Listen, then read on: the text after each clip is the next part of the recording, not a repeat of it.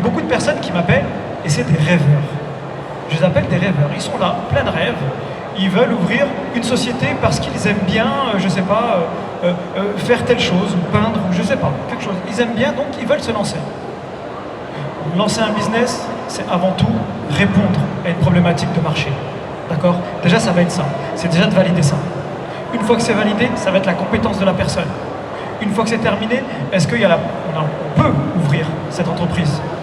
J'ai parlé avec une personne tout à l'heure qui m'a dit ça fait 1 an, elle n'a pas d'ouvrir sa boîte, elle n'a pas pu ouvrir sa boîte en Algérie parce que ça demande des agréments et elle s'adressait aux mauvaises personnes. Il y a cet aspect-là aussi. D'accord? Les agréments, toutes ces choses-là. Une fois que ça s'est balayé, là ok. On va voir la personne si vraiment elle a envie d'entreprendre, si elle est consciente qu'entreprendre, comme je vous le disais, c'est pas simplement avoir un numéro ou d'avoir un cabis ou d'avoir un numéro NIF, c'est pas ça.